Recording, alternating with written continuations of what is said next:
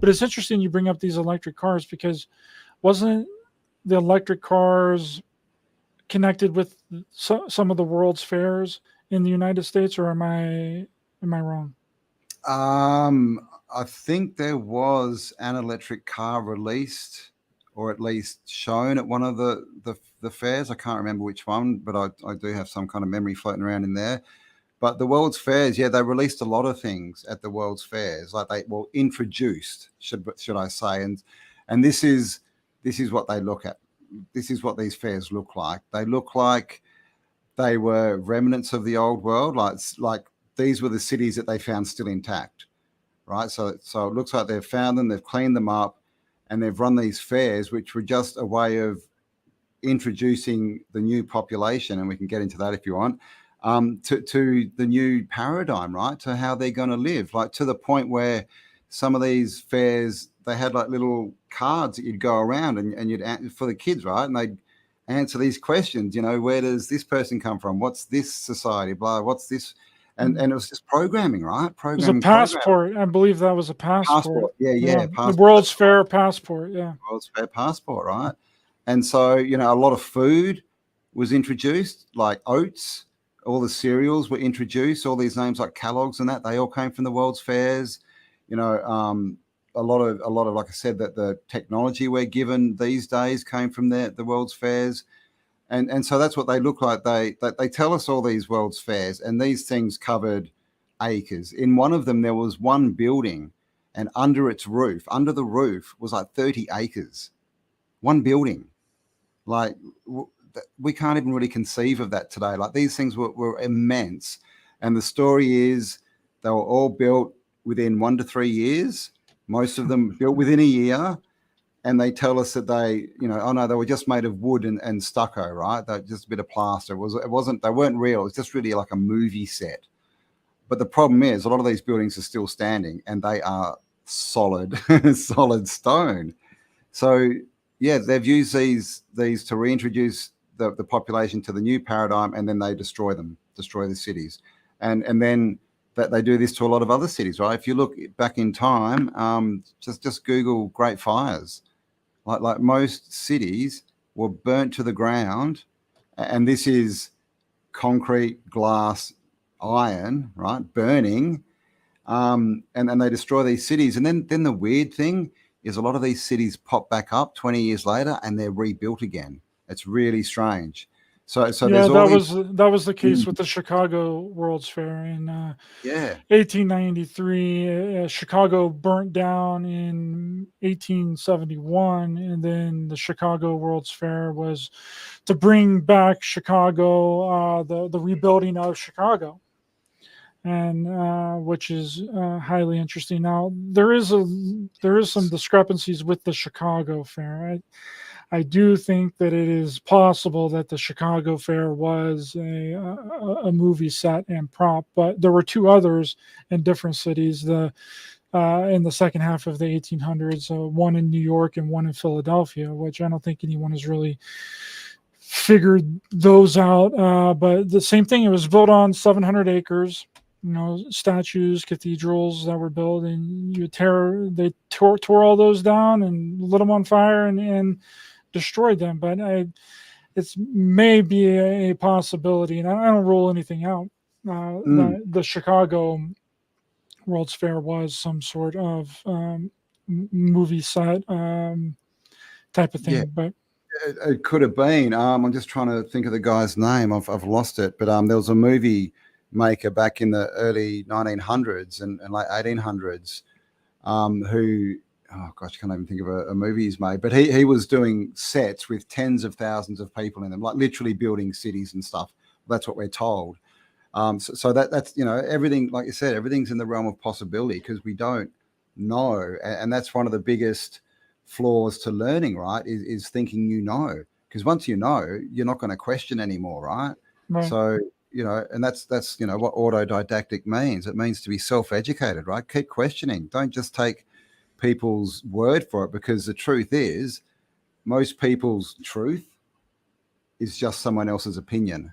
That's all it is, right? Most people don't go and research stuff and so they know it's definitely 100% a fact before they spread it as truth. They'll just hear it and they'll go out and they'll repeat it. So, with these World's Fairs, all we've got as evidence is all these photos. We don't really know where these photos came from. All we know is how they're labeled and the date. But that could be put on at any time for all we know. So we really don't know, because there's so many discrepancies, right? In the past, it really doesn't make sense. And just a point on Chicago is there's old maps of America, and there was a big region called Nuremberg, and there was a city that looks like it was very close to where Chicago was, called Chilago. And it was Schlago. Chilago. Yeah. So is that the same city? It looks like, and I think that all of our major cities were found, right? They weren't founded, they were found, right? As my friend Kelly says, they were found dead, right? And they just took them over. These people who like their free masonry, right? Masonry being stone and brick, right? They're everywhere, right? They love their free masonry. But if that's the case, though, Campbell, and a lot of these cities were found, and there were previous buildings here, and then we kind of, came in and then just built some things around it a little bit and then burned it all to the ground. In the case of these World's Fairs, what happened to the people that were previously here? Previously there, yeah, sure. I think that we've had resets. And these are cataclysms that wipe out populations, or at least large parts of them, and also the technology, right? Sort of send us back to the Stone Age. See, I don't believe the Neolithic ever happened. I believe that that's a state that we go into after resets, right? And so I think when these cities were found, America, Australia is definitely included, is that they were probably empty, or at the most just being lived in by people, again, who didn't understand what they were. They were just using them as shelters and things, right? And they were sort of pushed back, technologically. And so they were easy to conquer. When you come along with guns and things like this, and you decide you want the city, and you're fighting people, with spears, you're probably going to win. And so I think that's what we had, is these remnant populations, because we get all these books from around the 1730s. Most of them are called like Gallery Agreeables, and they have them all across the earth, all these different places.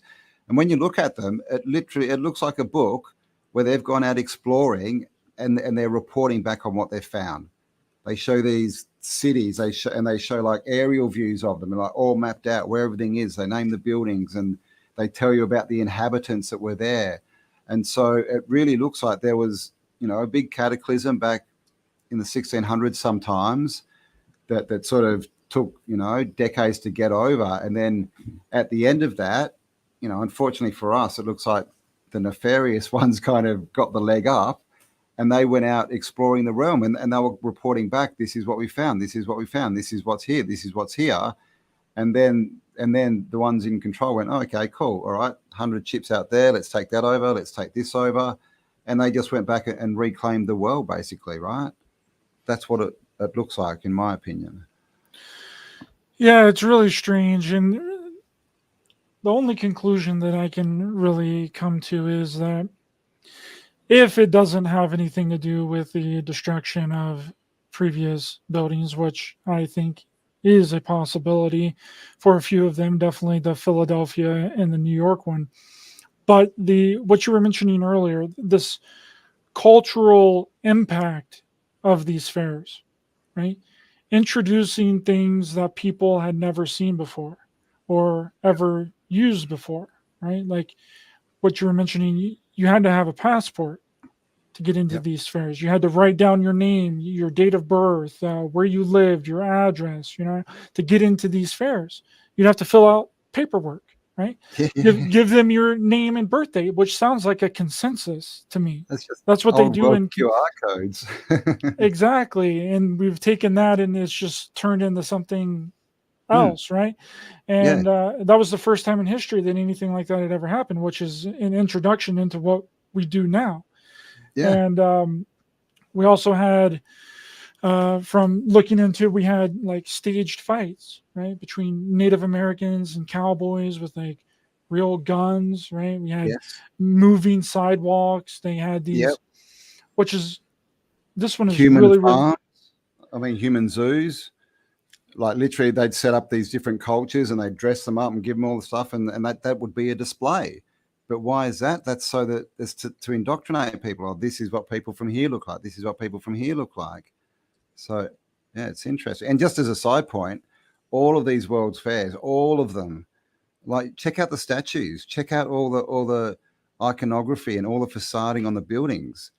Like America, right? A brand new land trying to find its its way and establish its itself as a country or whatever. They're going to build a fair and cover it in what looks like Venetian iconography, or at least Greek.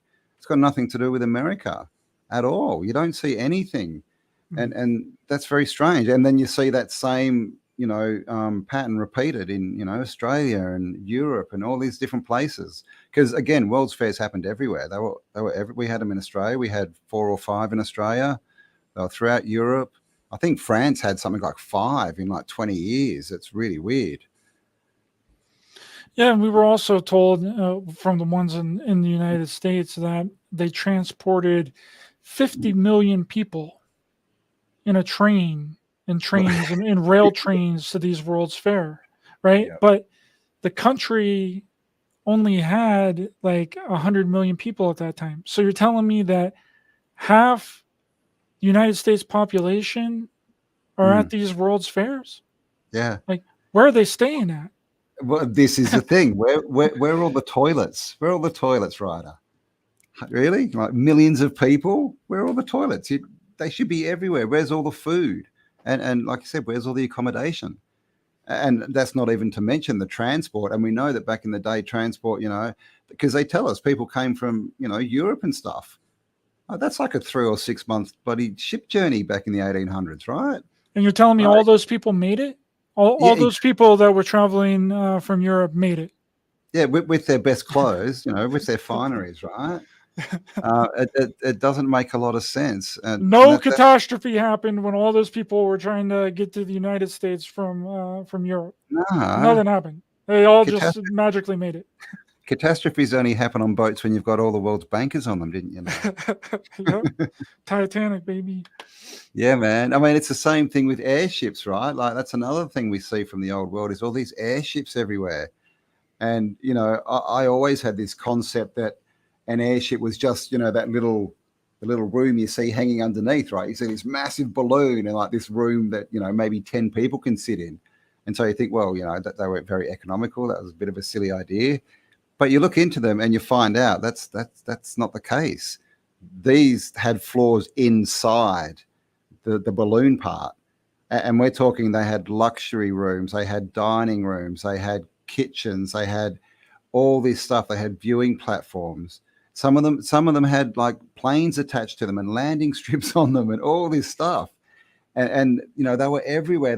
They were tethering them to the Empire State Building and to different towers around. So, all these towers we see, are they some kind of airport for airships? Don't know. Were they recharging stations? Don't know. But what we do know is it only took one accident, right? And everyone knows it.